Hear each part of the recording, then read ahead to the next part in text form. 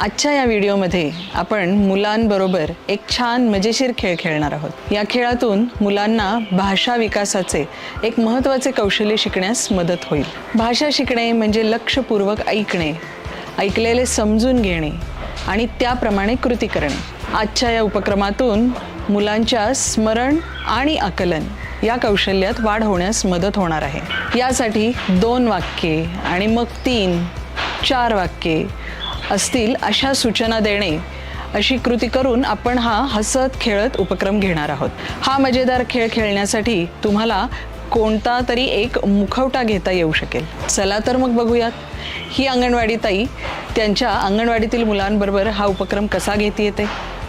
आज तुम्हाला माहिती आहे का भेटायला कोण आलंय? बघा बरं कोण आलंय?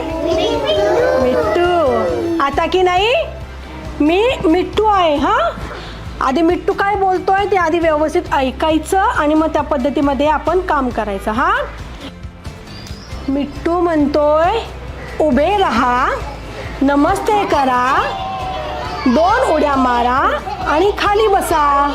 मिट्टू म्हणतोय उभे राहा, नमस्ते करा, जागेवर 2 उड्या मारा आणि खाली बसा।